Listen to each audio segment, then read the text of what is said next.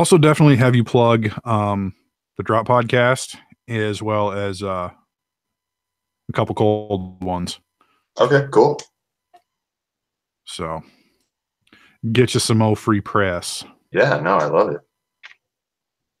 All right, go ahead and start recording. Okay. And then we can get started here. Welcome, ladies and gentlemen, to the Spacemen with Guns podcast, the most half-rate podcast about the Horus Heresy there is.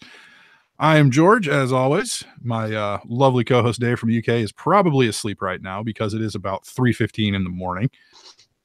But here in lovely Iowa, we're under about 6.5, 7 inches of snow with a forecast for possibility of more on the way. We'll see. Maybe I won't have to go to work tomorrow. I might get lucky. And I'm joined by another fabulous snowbound guest from the beautiful city of Omaha, Nebraska, about 2 hours west of me, Sean from the Drop Podcast. Welcome, Sean. Hey, how's it going? Hey, how are you? We don't have any snow yet, but you just terrified me because they've been talking about it for 2 days. They say that we're getting 2 days of it. So as soon as you said 6 inches, my eyebrows just like shot up. That's what we've currently got on the ground, I should say. Oh man. Well, that's what we got on Monday. That was brutal. Yeah. Hey, how's it going? How are you? Oh, not too bad. Sitting here chilling, looking at the base for my ass ram. Because I've been going on about for months about this ass ram. Yeah, but you've been making progress. It's not all speculation, you know. Yeah, finally. I've got like one more side to weather, and then I can gloss coat it, do an oil wash, and then I think I flat coat it, and I'm done. Wow, nice. Yeah, I think I've got a similar labor of love project with my Fire Raptor, and you have definitely blown me out of the water in speed. I think I was off to a good start, and then you just caught up with abandon. Well, I have had the Cestus since October. I've had the Fire Raptor longer, so there's that. Wow. Okay, I should say I've actually been actively working on it since I got it. Okay. But of course, there was a whole lot of stripping involved, and then the soda blast, and yada yada yada. I've gone on about it on countless episodes because it's like the big project. It's gonna be like the centerpiece of this army. So I need to make it the best possible looking thing that I can get. And then, of course, lighting it. Well, thank you. I've been very happy with how it turned out, and tonight we're talking. I'm gonna do a little work on the base for it. Got some sweet dead Space Marines off of all of the character series bases, so I'm gonna find a way to incorporate a few of those onto the broken Baneblade flight base stash power station for the ASRAM, for the Fister of Dominion. That's a great name for it. Yeah, I've got all my my dead Marines too. I'm going to be using them for my display board at Adepticon because all the Mark III I'm going to paint as Space Wolves, and then all the Mark IV I'm going to do as Thousand Suns. So I've also been saving mine. Of course. Yeah, I mean they're pretty. It's a pretty nice collection. I mean, there's a good mix of Mark III, Mark II, and Mark IV. There's even like one that looks even like he's actually still complete, a Mark IV Thousand Sun with the special torso and head and shoulder pads and everything. I might just paint that up and make him a regular Marine for the hell of it. What was that from? Is that from the like Wolf King or like the Wolf? I'm not entirely sure because I just picked them up. Like Chris Pretty had a bunch of them left over, so he just hooked me up, and yeah, I would assume it is, but it looks like he's just standing still. So I don't know. And it's got arms. Yeah, because like the chain sword's molded onto the arm with the shoulder pad, and it's got the Thousand Sun emblem, and another one has the other shoulder pad has a little scarab emblem. I wonder, does he look like he's getting beat up, or is he just chilling? No, it looks like he's just chilling. Huh. I can't think of what that is then. This dude right here. That might be the one from the Wolfkin of Rust. I would. Both that of was kind of my eating a Thousand Sun. Yeah, well, I might actually just try and paint it up using kind of the same method you use with the clear coat over the the metallic. It's relatively simple. It's the only downside is it's a bit unforgivable. You don't get to go back and like fix things very easily, but you get done quickly. Well, yeah, because what I'm going to try, like just airbrushing a chrome paint and then do, I think, like Tamiya clear red. Just see, because I don't think I have the gem paint, but I'll give it a try. A lot of people have had a lot of success with that. That's what a lot of people do. I've done some stuff like that before. Not for an entire army. I mean, oh man, I couldn't do that. I'd screw up so much. It's unique, to say the least. It definitely is. It definitely is. So that just about takes care of what just inadvertent went right into hobby progress. That's about all I've been working on this week. Sean, what do you have on the table these days? Well, I just finished. I can grab him. He's right here. My Leviathan.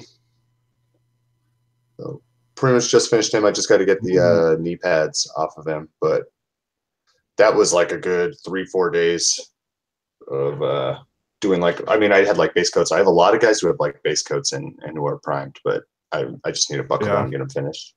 And then today I've been grinding on my Primus Medicae. Yeah, I got to see him earlier. He's just literally just need a transfer, and I am done with him. Last thing he was little blood vials.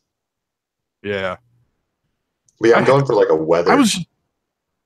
I'm going for like a weathered look with my Thousand Sons. I've never seen it, and I really like weathering, and haven't really done a weathered Legion in a while.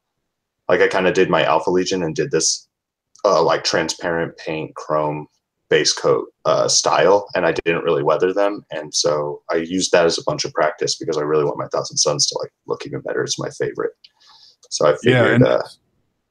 That's a very good point. When you see those Legions that have that sort of candy coat, transparent colored paint, you don't see them weathered very much. Yeah, people tend. I don't know if they don't want to, they don't know how, or for whatever reason. And I think it definitely does take some figuring out how to do that.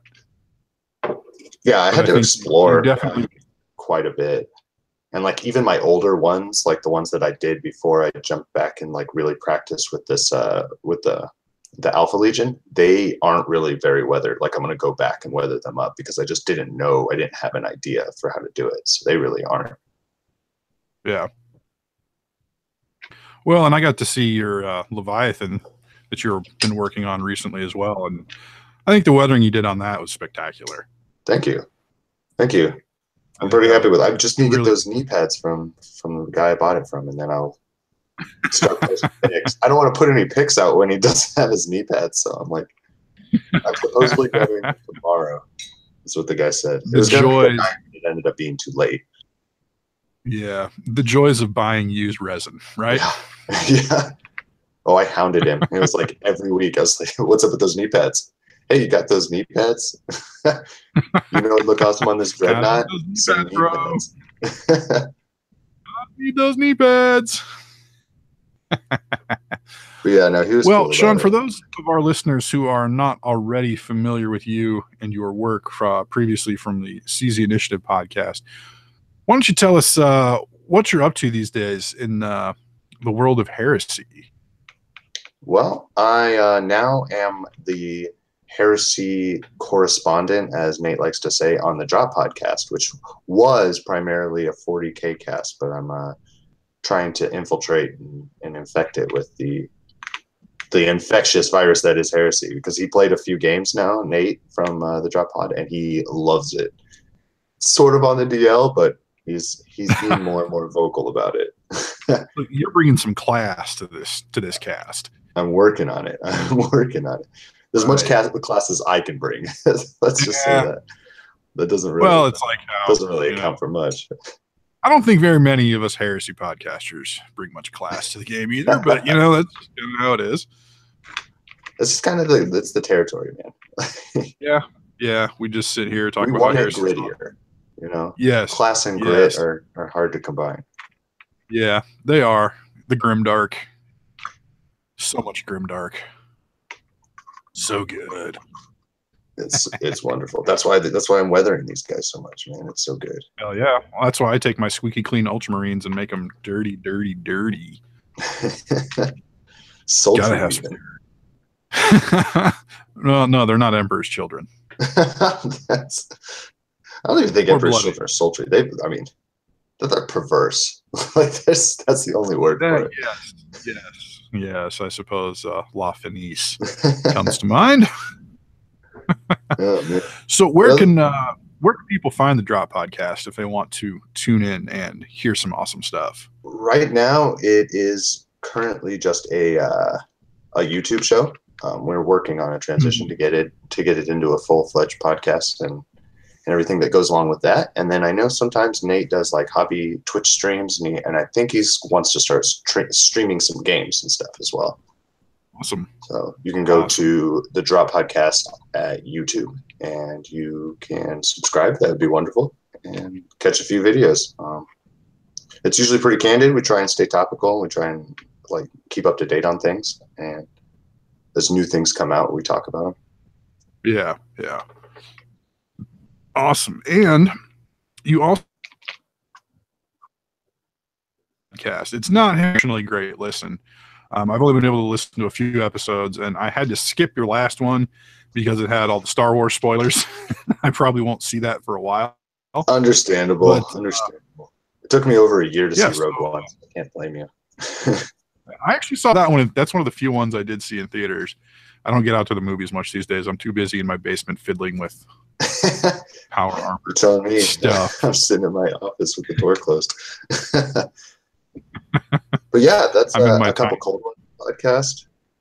That's me and like one of my best friends from high school. Known this dude forever, and we just get on. The whole premise is we crack a couple cold ones. We talk about like extremely topical, like pop culture, sports. You know, obviously we had a Star Wars episode. We had a Stranger Things episode, and it's really dark. So if you like dark humor, like it'll be up your alley. But I always feel the need to preface it. I don't want to get any nasty emails. It's dark humor, but it's good. We've gotten a few like, you know, running segments that are all drinking related, like Take Your Best Shot, where I love we challenge each other to really tough questions. He doesn't know it, but I told him I'm going to give him a few weeks before I slam him with a Warhammer related question. But I told him that's eventually going to happen. You know, he's been around. We've been roommates before. We've lived together, so he's been around it. I feel like it's within the realm of fairness. Oh, definitely. I absolutely love that segment and the questions you guys ask each other. I'm just like, who the fuck would even know that? I know, and then the fact that he's answered both of mine. That's been just rubbing salt in the wound there. Yeah, then whoever loses that question then has to take a shot on air, which we try and do the segment a little early, so the other person still has to continue on with the podcast. But yeah, that one is on Facebook. You can also just type it into iTunes, and we're on Google Play. That's a Couple Cold Ones podcast. So give us a check out. Listen to that. Like I said, we not hobby related, but it's pure comedy. Yeah, you got to have some non-heresy podcasts mixed into your playlist. Yeah. Oh, certainly. I mean, heresy podcasts are great. I love them, but sometimes you got to have something different. Oh, you always got to break it up, I love Fresh Air with Terry Groove on NPR. What can I say? Good show. Check that out. Tim from the Eye of Horus turned me on to the Bigfoot Chronicles. I mean, I'm not a believer, but I love listening to it. I love listening to it. I was just listening to one of the most recent episodes. It was the one where it was like the tales from the former police officer or something. And he had this cop on to start the show. And then he got into this next guy who just started crying and just talking about how you should never come visit Texas, blah, blah, blah. I had to just stop it. I couldn't handle that guy. I do love Sasquatch Chronicles, though. Yeah, no, definitely check it out. Some of the people they have on there are bizarre. Yeah. The only reason I listen to that is because of Tim. Yeah. The only reason I knew about it. Yeah. Yep. Yeah, that's what I mostly got going on. Mostly, that's the media I'd be putting out today. these days. Oh yeah, and go check out all of that because it is quality content, and it'll definitely entertain your ass for a while. Hearing Sean and his friend drink, it's pretty good. And rant and rant. Yes, ranting is always good. The reason I invited Sean on was actually twofold. I've been trying to get him on for a while because, of course, he's an awesome heresy bro, and he only lives, 2.5 hours away from me, and we actually got to meet up for like 20 minutes back in December, which is cool. And he is going to be running the heresy narrative track at the Bug Eater GT coming up in June.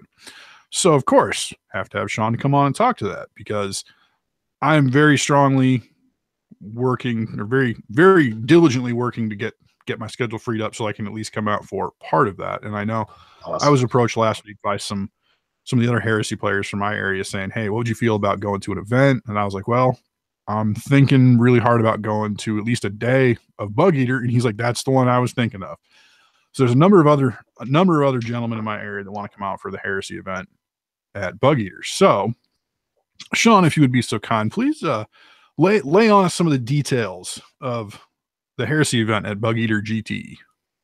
All right. Well, it's what happened last year is the man who runs the Bug Eater GT, he approached me about running a heresy or having a heresy event and how I felt about it. And I told him it sounded awesome. I'd lend all my support. I'd really like to play in it because I also run heresy in the Heartland later in the fall. And so I'd be really interested. And he, with another local gentleman, like worked all the details out. And they like kind of set it all up, and I was set up to play in it. But then the other guy switched jobs, who was going to run it. So they ended up having me run it. And since then, I've been approached on just like kind of taking it over if I was interested in it, and just like getting carte blanche with what to do, like having access to all of like his available tables and resources and all the terrain he has, which greatly augments like my collection, because I've only been able to use my personal collection in the stores that I've like worked at or set up at for Heresy in the Heartland. So I'm kind of for the first time able to live out all the grand like campaign ideas that I have. So it's going to be a 3-day completely linked campaign where everything, all the things that happen are going to impact, and we're going to do character progression starting from day one, like carry your character all the way through the last day. You can drop in and drop out. You can play Friday and or Sunday, or you can play all 3 days, or you can play just one day. But like playing in all 3 days, you're going to get the full experience. And this is something that I've like listened and heard about other people doing. It sounds really cool, and I really wanted to like kind of bring that to this area. I guess I'll back up for a second. It's June 1st through the 3rd, which is a Friday, Saturday, and Sunday.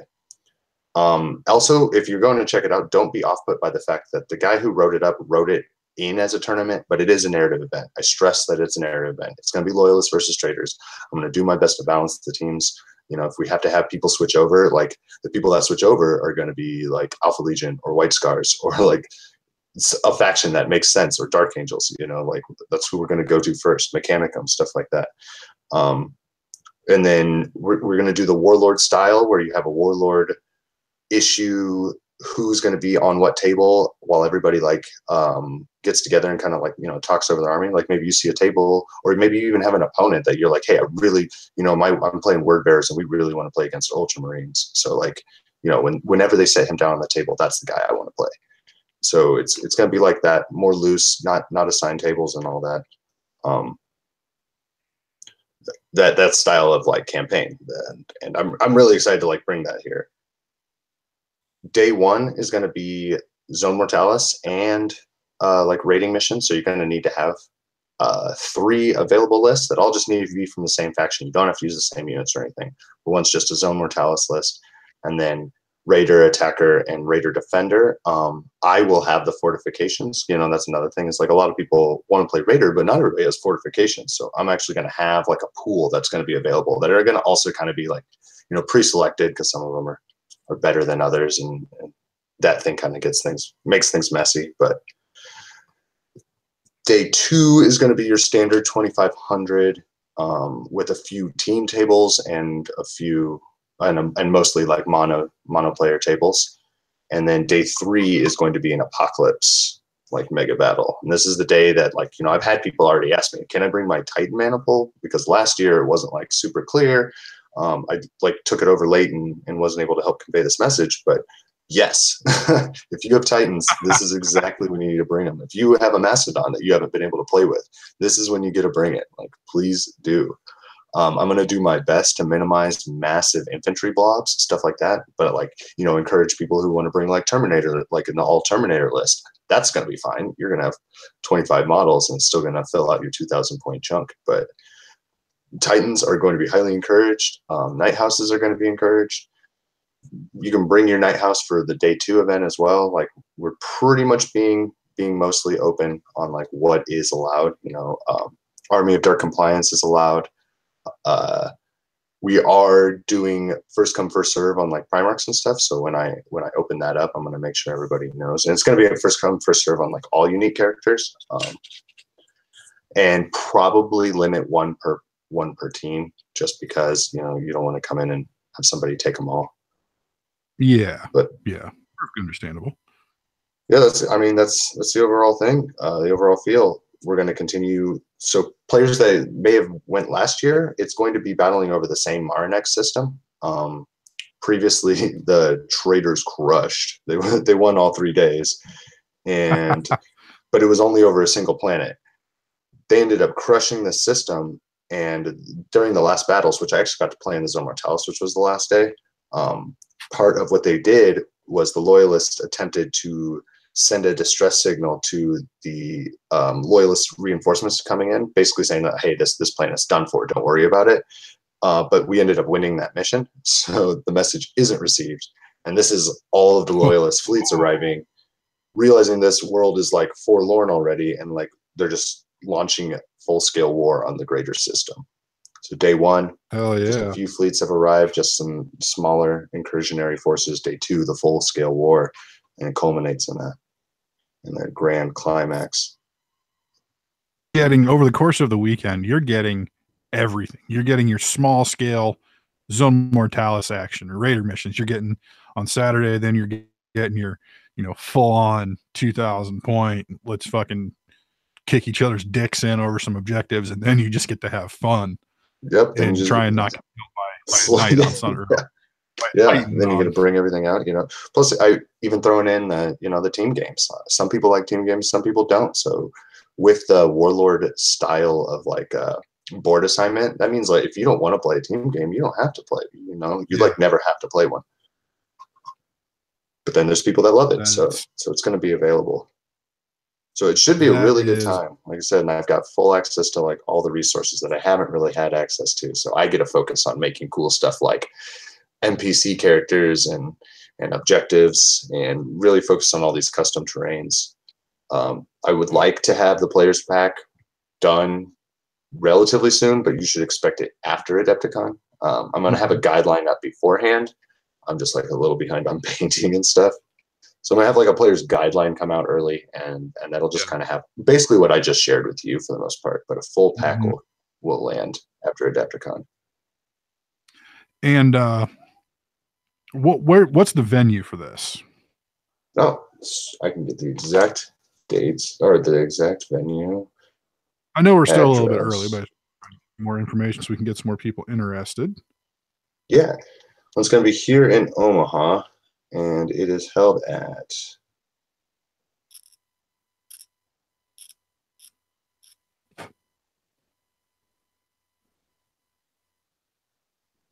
sorry. I didn't have that. Yep, okay. I was just making sure we went back to where we did it. We're going to be doing it at, hold on a second, what?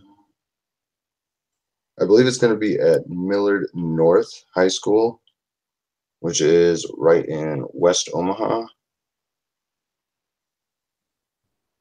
But I can double check on that. That was where we had it last year, and we've moved it from the other location. But I'm pretty sure Millard North High School. And they have like a gymnasium. They'll have the entire, like almost like an event hall area set up for us. We'll have it. I believe Heresy's going to be all sectioned off this year too, which is really exciting. Awesome. Keep all the Heresy away from all the dirty shit. so it doesn't bleed in here. Yeah. Exactly. I'll send you that exactly. I'll actually message Tim right now and confirm that it's still at Millard North. All he doesn't have right. the date on the website, but.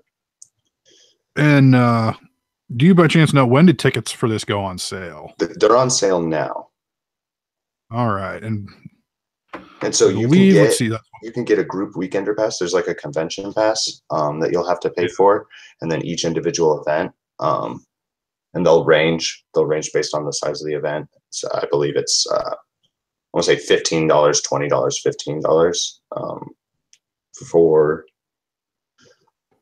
respectively Raider, Age of Darkness regular missions, and Apocalypse. But you can also get like a whole Heresy Weekender pass that covers entrance into their Golden Goblet painting competition, and gets you your ticket to the convention as well as all 3 of the Heresy events. I know that is $60.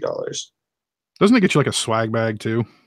It may. I'm looking at the buy tickets area. I was reading through that the other day. Yeah, I know some sort of swag. He's adding all sorts of stuff this year. It's like it's going to be a biggest bug eater ever, and I know that if we get enough people there might be some official support. So really pushing. Awesome. Yeah, Zone Mortalis raised 15, Age of Darkness is 25, and then the Apocalypse is 15. But you can get the whole weekend package for 60. And then you'll have to get your weekend pass anyway to go, which is 15. All right. And I believe it's what? gt.bugeatergames.com. Correct. Yep, that's the website. Where you can go to. And yeah, there is a swag bag. Yeah, I've never been to an event before, so I might have to get some swag. Yeah. I've never signed up for the swag bag just because like in like Adepticon or anything I've done, I don't know. I'm a young college kid, so I'm always strapped for cash. And I see these people walking around with these cool swag bags, but I always end up not. And then again, it's like, well, what are the odds that I'm actually getting anything? It's like, I'm not going to get any Heresy stuff. Right. Either way, I mean, I usually regret it, like almost always regret it, not getting the swag bag. You never know. You could end up getting like some sweet Batman stuff. Yeah. I think I'm not sure if Batman's going to be in it or not. I think that's like a little weird and up in the air at the moment because a lot of the guys that run Batman are playing in 40K. Boo, 40K. No skin off my back. I wouldn't be able to play since I'm running all the events. So I would almost prefer that the Batman guys do that on a different week or something. Yeah. But yeah, no, it should be a really good time. I'm super pumped. You know, we're going to have plenty of stuff, plenty of cool things going on, plenty of random events. You know, like all sorts of unique missions and, you know, character advancement. Everybody loves character advancement. So part of your list building will be selecting your Mary Sue to follow on all your missions and see if he gets better. Well, awesome. Folks, I think we're going to take a short break here, and then we'll be right back to talk some more with Sean about those wonderful sons of Magnus. So stick around, folks, and we will be right back. Okay. I got a really bad ringing noise coming from one of my cables somewhere. I got to figure this out. Okay. Okay. Say, I'm not getting it here, so it's obviously not going completely. Well, yeah, it's always on my end, and for some reason, it's coming out of the jack from my headphones that I plug into the mixer, and it doesn't matter if I'm using the XLR to 3.5 jack or because I'm just using 2 1/4-inch to 3.5 adapters right now. Yeah. I can't figure it out. I don't know what is causing it, but I figured out after our last episode that I recorded Sunday how to get rid of it in Audacity. So okay. I just have to just do noise cancellation, or how do you do it? Pretty much. Yeah. Yeah, I actually just figured that out like 2 weeks ago on our newest episode for a couple cold ones, and oh my god, it just makes such a professional sounding difference. It does. Why is this going to take so damn long to export? Only a half an hour. Oh, well.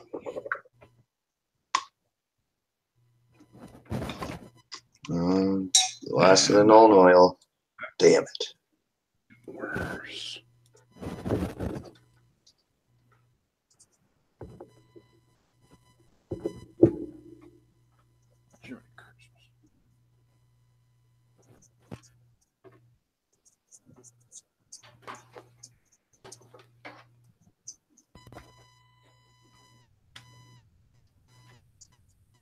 Oh, come on.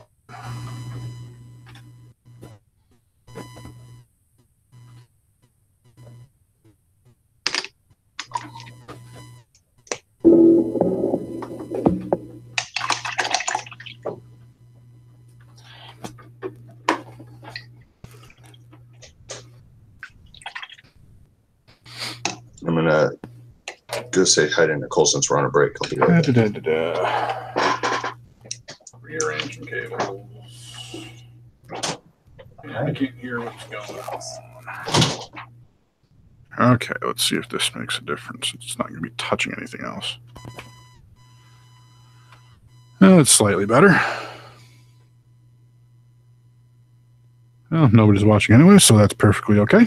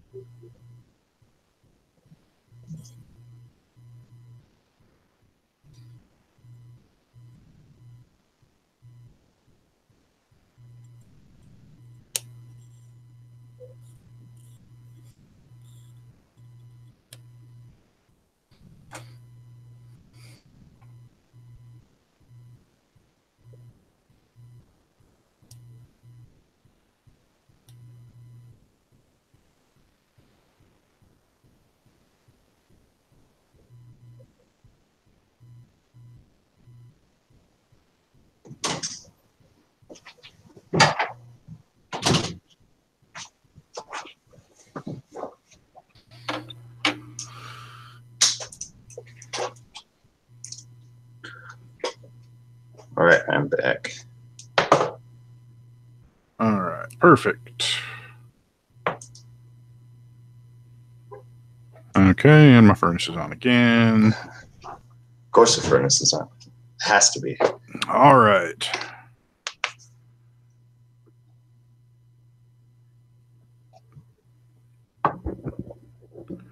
You all ready? Yep. Good to go. Oh, I can't hear you anymore. Whatsoever?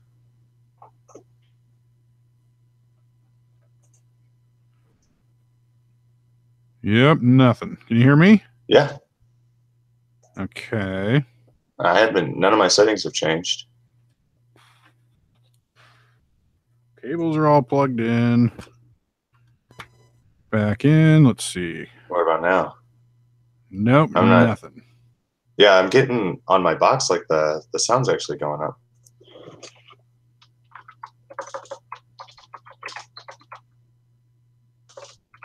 Of course, it figures I try to fix an audio problem, then I lose you.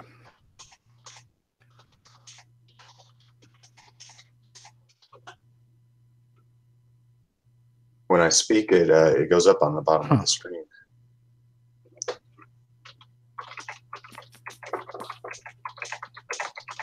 Google, can you? Okay, it's getting my sound. Why is it not? Why am I not getting yours?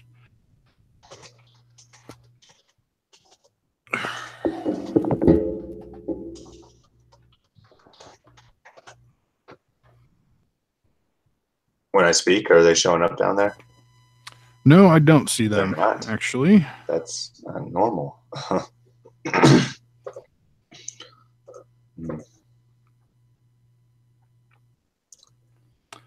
You know what? I'm going to just start over, and I'll just send you a new link. All right. Give me just a minute or two here.